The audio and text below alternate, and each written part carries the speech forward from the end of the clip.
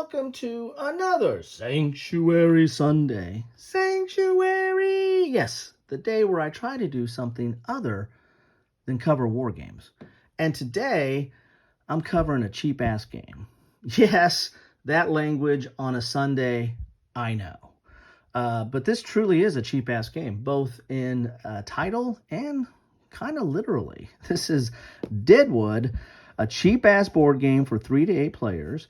What am I talking about when I'm talking about Cheapass? Well, Cheapass has a very special spot in my board game life, in my board game development. I think the best way to kind of look at what Cheapass is look about Cheapass games. Cheapass, and I got this game in the early 2000s. I don't know when Cheapass was founded. It might have been earlier. It might have been the late 90s, but by the early 2000s, they had kind of made a statement that, a lot of the games that you have out there, the bits are all the same. The pawns, the paper money, or the coins, or the dice, or a spinner. Whatever the basic elements of some of the games that were out there. Are very common, or and they're kind of interchangeable. And so what they were going to do is they were going to produce games that come in boxes like this, little fold out box, or in envelopes like this. And this is actually an expansion to this game here, Deadwood on Location. So they come out games or expansions or in either envelopes or in these little boxes here. And they were going to focus on the game. They were focused on the rules and the gameplay and give you the bare element of what you need, like the boards and the cards and the rules. And then if it needed extra bits, like a pawn or something, or dice or money, paper money or something like that, well, you can go get that, go steal that out of your Monopoly game, or out of your Sorry, or out of your Life. Pull it out of a different game. They sold little packs of kind of a core pack of components, and then they designed all their games to basically use a minimum amount of components. And what they were really focusing on, they were focused on the essence of the game. And you got to realize this is the early 2000s, so Catan had taken off. I think Catan is like a 97 game maybe. So the Euro craze and hobby board game boom was just starting in this. I mean, it was just picking up some steam, and I had gotten out of board games. I was a heavy in my youth when I was a youth into chess and Clue and Risk. Monopoly a little bit, backgammon, a lot of card games, but then I got into role playing, and then got into war games pretty heavily. But when I went off to college, I would buy a game, here or there, a war game or another game that I found interesting. But I really wasn't into games. I was through college and grad school. I was focused on that, and then when I got out into my professional career, I was really not looking at games. I was probably more into video games, but a friend of mine introduced me to Magic the Gathering, and that person's no longer a friend. So just half joking there. Anyway, but I got into Magic, and as I was going to game stores to buy Magic cards, I saw board games, and I started, well, geez, I always love board games. Do I need to get back into this? And I found Board Game Geek, and through Board Game Geek, I found Cheapass Games, and this whole concept of bare minimum games, because I had a lot of these games over the years that had all these same bits, but they were just providing you the game itself. So I thought it was an interesting concept. The games are relatively cheap. I mean, like this expansion here is, $3, and you kind of get what you pay for. I mean, it's a bare minimum. It's just a step above do it yourself or print and play at times. I mean, decent card stock, but the focus was on the game, and all their games were tongue in cheek. They all had a sense of humor, and I pride myself in humor. I love humor in all aspects. You got to laugh every day, especially at yourself. And so their games appealed to me because they were interesting little mechanics. They didn't outstay their welcome. They had a little bit of a humor and tongue in cheek to them. and I liked them. And so I started picking up quite a bit of these. And then through this, I started going, well, I can go buy the big box stuff, right? And go into that. And so I started getting back into board games pretty heavily.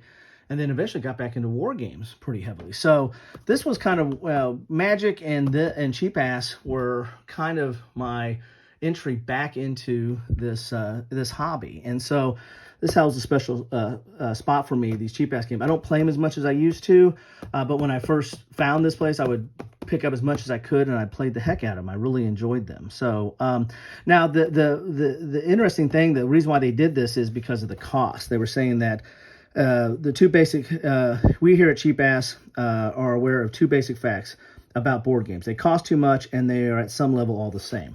Well, those two aspects, one of those aspects that they cost too much. I mean, this is 2003. I mean, I think James Ernest was the founder of Cheapass, very good designer. I've got several of his games. I mean, different kind of designer, right? He's got a different look, kind of a mad scientist approach to gaming. If he looked at the cost of games today, I mean, back then he thought they were pricey. They've gone up, by quite a bit. I don't have the stats on hand here, but games at that point were you could probably get a decent box board game, for $20 to $30, and now there are $200 Kickstarters or $300 Kickstarters that are out there. So with all the plastic bits and everything. And so that goes to the second aspect of this, that they were basically all the same. Well, that's not the case anymore. I mean, there's a heavy emphasis on plastic and tons of cardboard and different types of cards. And so the components and the basic makeup of games have changed, I think, dramatically from the time that Cheapass drew a line in the sand and said, we're going to give good gameplay at a good price without all the components, without all the fuss. That's changed because it's all about the fuss now. I mean, it's all about the plastic and how much minis you get, and with Kickstarter, and the FOMO, fear of missing out on stuff. I mean, board games have, in some respects, have gotten fat, right? And about the greed of it all in some aspects. Now I'm not saying that they've gone away from good focused gameplay. There is good focused gameplay. There's a lot of new kind of gameplay out there now, and a lot of combination of mechanisms. But Cheapass was, back in the day, they were kind of making a statement that, we're going to be all about the game. It's about the game. Is it fun? Is it funny? Is it an interesting mechanic? And that's what they were about. But anyway, I digress. So let's talk about Deadwood. Deadwood is interesting because it's about making movies. Lights, camera, fall off the roof. In the world of acting, it doesn't get any better than this for you. You're the lowest form of bit actor at the world's worst backlot, Deadwood Studios. You've got 4 days to make more money than the other losers in this awful place. So suit up, grab a script, and get your fanny up on the roof. And so here's the basic elements of this. Contains board, 40 cards, rules. That's it. You need a distinct 6-sided die for each player, 6 more 6-sided dice, and money. So that's all you need for this. You need to have some 6-sided dice and money. And this is a somewhat of an economic game, and it's set on making movies, but it's not making the movies the way you see other games doing that, where they're trying to get actors and scripts and directors and put them together and have a blockbuster or have critics or what have you. This is making the movie from the bit actor form. And so let's pop this open here, and these how these games come open. And this one's kind of tight because I got all the expansions for this. And it came with the basic set of cards that came with it. And then I picked up Another Day, Another Dollar horror. So this was all about horror movies, musicals. So this is going to go in This qualifies for my horror playlist. Check that out. This qualifies for my arts and music playlist. Space qualifies for my space and sci-fi. Kung Fu. I don't have a Kung Fu. Fighting. Yeah, this qualifies for my fighting playlist. Anyway, so you'd have these, and they would have cards that are specific to them, or that, to that theme that you can buy as expansions. And they also had this expansion here, Deadwood on Location. This gave you some different boards, that you could set out, and had some different rules for those being like on location. But let's get in here and see what we have here. Here are the cards for this set. And we'll pull out this here. So that's the box. I mean, about as cheap as you can get, right? To contain a game. Here's the rules. Rules were not complicated at all. I mean, you're talking 4 pages of rules. That's another thing I liked about Cheapass games. They were not overly complicated. And so you'd put this together here. And this is the board. And as you said, the board, it's good thick stock, but it's not mounted. It's and most of the boards came like this, that you'd have to kind of put these together. You could put plexiglass over. I mean, God, plexiglass. Why would you put plexiglass over a cheap-ass game? To hold these together or something like that, because you could, if you bump the table, they could, kind of go out. I might have to spread it out a little bit hard more here. So you had a decent sized board here, but this is basically the back lot. So this is where you're filming. You're going to be filming on this board, and you're going to be doing different scenes on this board, and you are an actor. So you're like a bit actor that is just trying to make money, on this, and you're gonna have you said you need to have a unique dice that represents you, and you're gonna be moving around this board here, going to different scenes. There's might be a scene at the ranch, or a scene at the bank, or what have you, and you're going around and you're going to be doing different things at that scene. So like, and it depends on the where you want to go, on what role or what part you're going to be playing at that scene. So let's take a look at the church here. Let's go like this right here. If you take a look at the church here, ooh, I messed up my thing here. You have you play the dead man, or you can play the crying woman, or you can play the Deacon Henderson. Okay.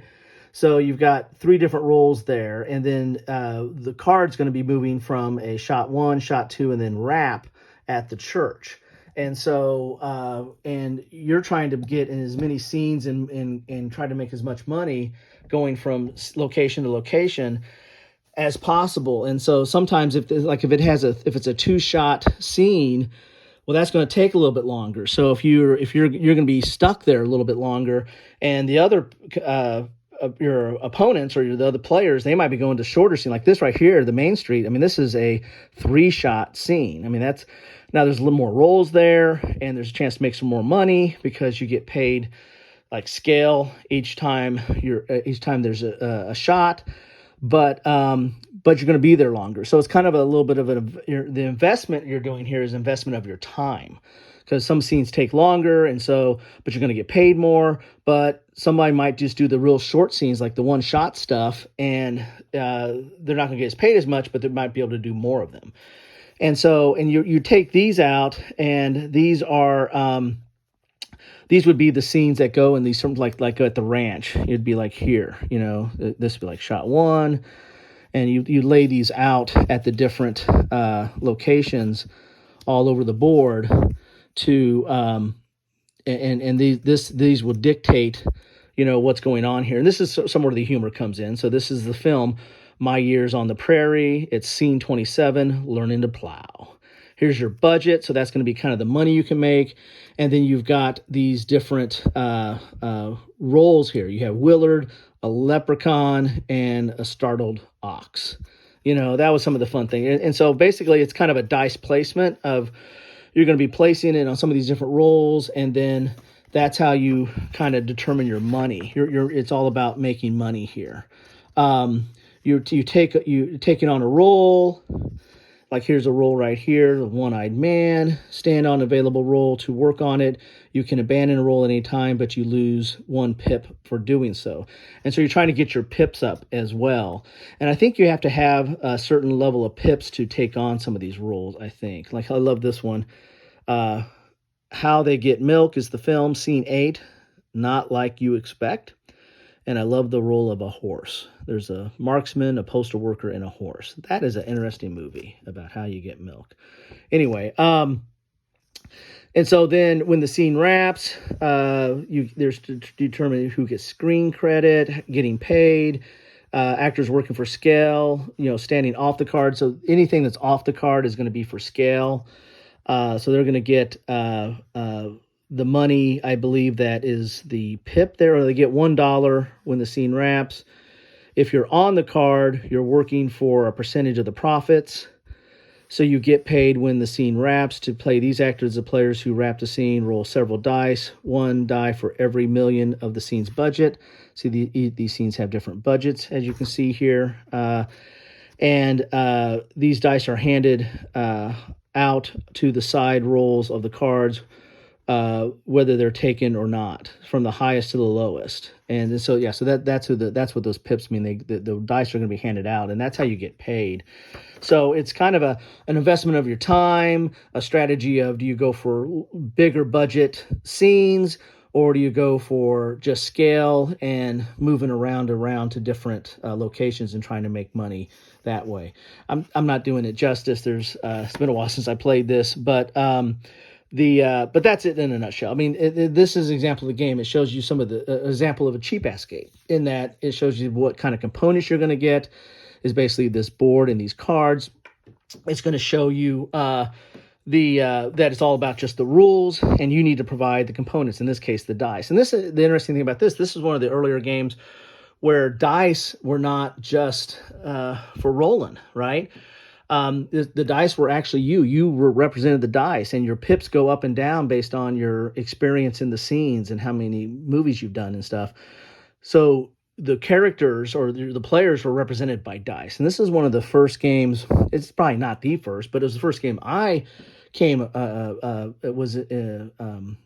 aware of or played, where the dice were not just a randomizer. It wasn't just something to roll and see what the result was. You did that. It did affect the results, but it was you were the dice. I mean, the players were represented by the dice, and the pips represented something in the game based on your level. So that was kind of an interesting aspect as well. And that's an example of kind of what Cheapass brought to the industry. They had some interesting little games with interesting gameplay, and they were fun. I mean, these were kind of fun. I mean, and these other expansions were equally as fun. I mean, they brought a different sense to the whole gameplay, a little bit of humor to the whole gameplay. And so, I mean, they can get a little bit old. I mean, and if you're playing with a serious crowd, then these were probably not the best games for that. I love this one, film Boot the Musical. Hunka Hunka Burning Lead is the scene 25. You got Looks Like Elvis, you got Singing Dead Man, and you got The Apothecary. So I love that. So I mean, they're just, I mean, you can make up your own. I actually made up my own set for these, but it's not for public consumption. It wasn't. It was a little bit more. My humor was a little bit more adult than it probably should have been. The gum commercial, all right. Scene 3, The Hidden Dangers of Taffy. You got the unsuspecting bison, and you got the man with horn. So that's some gum commercial there. So anyway, so that was the that's the game, and that's why I wanted to bring this out, because this is definitely a Sanctuary Sunday topic, although it's not. Maybe the language isn't the best, but I thought it would be important for me to talk about Cheapass and what it meant to me, what the games meant, and then what these games were kind of all about. And this was a fun game. This was one of my favorite of their games. The other two, probably their most notable game was Kill Dr. Lucky, which was and I might do a special on that, but that is basically the opposite of Clue. I was a big Clue fan growing up, really big Clue fan. I always wanted to play that when I was a real little kid. And Kill Dr. Luck is the opposite. Clue, you're trying to find out who the murderer is, and Kill Dr. Lucky, you're trying to kill the guy. You're and so it's all about trying to get him alone or get him in a line where there's no line of sight to you, and have a weapon that can kill him. And all the other players are trying to block your line of sight, so that they see where you're at, so you can't kill him unless you're alone with him. And they're throwing little trips and tricks that mess up your attempt, that make your attempts fail, and you're doing the same to them. And so it's a bunch of you running around this mansion, like a Clue mansion, trying to kill the old man, but he's lucky because everybody's trying to give him luck. They're trying to make sure that you don't kill him because they want to. That was a great game. My wife even liked that game. And there was and then there was different elements of that too. They went to the Titanic, and that was an interesting. That was the first time I saw this role of like a disappearing board, because on the Titanic it's sinking, so the board gets smaller as the game goes on, and so you're getting crowded, and you're going to lose your chance to kill Dr. Lucky because it's a much more cramped space. So you got to get him early when the ship is bigger, but the ship starts falling off, and so that was the first time. Again, probably not the first game that do this mechanic, but it was. You got to realize the early 2000s, late 90s and early 2000s was kind of the formative years of hobby gaming. That's when a lot of the Knizia, anything he did was new and exciting, right? I mean, it was kind of a formative time of game development in the general hobby game industry. But it was the first time I had seen this, ever reducing or ever diminishing board. It was in the Titanic one, and then they also went to the moon. There's a Kill Dr. Lucky on the moon, and anyway, so that's probably one of the more famous of the cheap-ass games. There's a lot of them, and but they all, as you can see, there's all that little bit of that tongue-in-cheek, that little bit of a grin, of a wink, of a nod to the players of what they're playing. Anyway, love to know your thoughts on Cheapass. What do you think about their games? Have you ever experienced them? Are they did they not age well? I mean, are we now in the heyday of big plastic and big games and big 40-page rule books that rival war games? Is that where we're at today? And then Cheapass is no longer, inkling in anybody's eye. Love to know your thoughts on any of that stuff. Anyway, thank you so much for stopping by. Take care.